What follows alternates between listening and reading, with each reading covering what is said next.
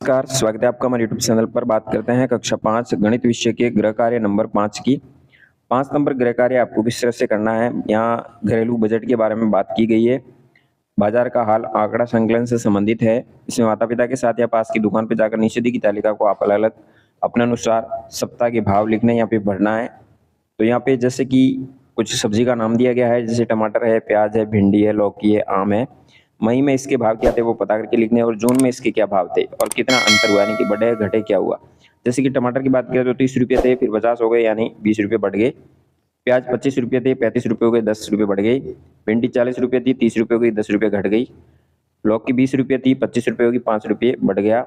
और आम 60 रुपये थे, 80 रुपये हो गए, 20 रुपये बढ़ गए।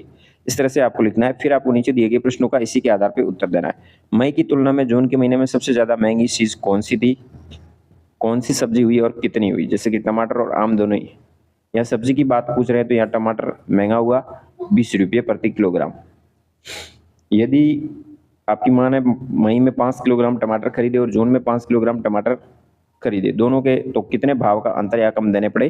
तो मई में भाव था 30 रुपये, 150 रुपये लगे। जून में भाव था 50 रुपये, 250 रुपये लगे। अंतर 100 रुपये का हुआ, जो कि अधिक देना पड़ा जून में, क्योंकि भाव बढ़ गए थे। यदि आपके पास 500 रुपये है तो जून के भाव के अनुसार आप कितनी सब्जियां और फल खरीद सकते हैं। तो 2 किलोग्राम आप टमाटर खरीद सकते हैं, 2 किलोग्राम प्याज कर सकते हैं, भिंडी 2 किलोग्राम, लौकी 3 किलोग्राम और आम 2 किलोग्राम खरीद सकते हैं। टोटल 465 रुपये होंगे। फिर भी आपकी यानी 500 रुपये से कम की बात की गई है तो 465 रहेंगे और 35 रुपये पीछे रहेंगे। और 35 के भाव से कोई भी सब्जी है तो आप एक और ले सकते हैं, जैसे कि प्याज 35 रुपये है तो 1 किलो और खरीद सकते हैं। यहाँ पे जगह कम होने के कारण आपका उत्तर इतना सीमित रहेगा। बाकी प्रत्येक किलोग्राम का भाव भी यहाँ पे ऐड करके आप लिख सकते हैं। फिर यदि भिंडी का भाव मई में 40 रुपये था, जून में 30 रुपये हो गया, तो 3 किलोग्राम भिंडी खरीदने पर आपको कितने रुपए की बचत होगी। जैसे मई में 40 था, 40 का 3 से करेंगे 120, और जून में 30 था, 30 के 90 रुपये हो गए, यानी 30 रुपये का उनको फायदा हो गया। 120 में से 90 घटा देना है। मान लीजिए आप एक दिन के लिए सब्जी विक्रेता है, दुकानदार है। आप मंडी से 50 किलोग्राम आलू 15 रुपये के भाव से खरीदते हैं और उनमें से 5 किलोग्राम आलू खराब हो जाते हैं, यानी तो बचे हुए आलू को किस भाव से बेचेंगे आपको लाभ भी हो, तो ये आपको समझाना है। जैसे कि अपने 50 किलोग्राम खरीदा 15 रुपये से, 750 रुपये में खरीदे। बेचने के लिए हमने 18 रुपये प्रति किलोग्राम रेट लगाई। अब बेचेंगे तब तो हमारे पास 45 किलोग्राम, क्योंकि 5 किलोग्राम खराब हो गई। बेचे तब 810 रुपये हो गए, 18 रुपये बेचे। 810 में से 750 घटा दिए, 60 रुपये का लाभ भी हो गया। तो 18 रुपये किलोग्राम से हमने बेचेंगे। बात करते हैं अगले गृह कार्य नंबर 6 की। 6 में मैं 3 अंकों की एक संख्या हूँ। पहला प्रश्न दिया गया है और मेरे इकाई का अंक 5 है।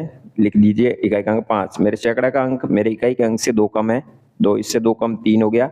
यदि मेरे तीनों अंकों का योग 11 है, अब तीनों का योग 11 है तो 5 और 3 8 हो गए। 8 के साथ 3 जोड़ने पर 11 हो जाते हैं, तो 20 वाला दाई का अंक भी 3 होगा, तो बन जाएगी संख्या 335। पहले का उत्तर हो जाएगा। आपके पास 200 रुपये, आप एक खिलौने की दुकान पे जाते हैं। ऐसा सामान की कीमत इस प्रकार है, जिसमें गेंद 45 रुपये, बल्ला 125, डोरी 25, गुब्बारा 10। क्या आप एक साथ एक बल्ला, एक गेंद, 2 डोरी खरीद सकते हैं? यदि हाँ तो आपके पास कितने रुपये बचेंगे। तो यदि आप बल्ला, गेंद और 2 डोरी तीनों खरीदते हैं तो 220 रुपये की आवश्यकता होती है। जबकि आपके पास 200 रुपये है तो आप नहीं खरीद पाएंगे, 20 रुपये की और आवश्यकता होगी। एक जादुई पौधा हर दिन अपनी लंबाई दोगुनी कर देता है। यदि आज वो 2 सेंटीमीटर का है तो 5वें दिन कितने का होगा। तो 5वें दिन वो 32 सेंटीमीटर का हो जाएगा। एक फल विक्रेता के पास केवल 2 किलो, 5 किलो और 10 किलो के बाट है। उसे एक ग्राहक को 3 किलोग्राम सेब देना है, तो तराजू का उपयोग करके वो 3 किलोग्राम सेब कैसे तोलेगा। तो एक तरफ वो 5 किलोग्राम का लिखेगा, दूसरी तरफ सेब के साथ में वो 2 किलोग्राम का बाट रख कर 3 किलोग्राम तोल सकता है। यदि a बराबर 1 है, b बराबर 2, c बराबर 3, तो इस तरह से अल्फाबेट z तक 26 है। इन शब्दों का मूल्य जैसे कि 13, ये m का 13 हो गया, a का 1 हो गया, t का 20 नंबर हो गया, h का 8 नंबर हो गया और s का 19 नंबर हो गया। टोटल हो गया 61 हो गया। इसी तरह इसको जोड़ना है, तो जो वर्ड जिस क्रमांक पे आ रहा है अल्फाबेट में, उसके सभी क्रमांक लिख करके उनका योग 89 हो जाएगा। अब कौन सा शब्द भारी है, तो यानी अधिक भारी वो समर होगा। फिर बात करते हैं छठे प्रश्न में। अपने घर के सिक्कों को इकट्ठा करना है, उन्हें 1, 2, 5 और 10 के समूह में बांटना है। कुल राशि की गणना करनी है। मान लो आपके घर में 67 रुपये की कुल है, तो उसको शब्दों में भी लिखना है। तो आप इसका उत्तर अलग अलग तरीके से अपने घर के अनुसार दे सकते हैं। एक रेलगाड़ी स्टेशन ए से सुबह यानी 10:45 पर चलती है। ये बी स्टेशन पर 2 घंटे 30 मिनट बाद पहुंचती है। स्टेशन बी पर 15 मिनट रुकती है और फिर अगले स्टेशन सी के लिए रवाना होती है। तो वो स्टेशन बी पर किस समय पहुंची हो, तो 1:15 दोपहर पहुंचेगी। और बी से किस समय रवाना हुई, तो वो 1:30 दोपहर वहां से रवाना हो जाएगी, यानी 15 मिनट बाद वापस रवाना हो जाएगी।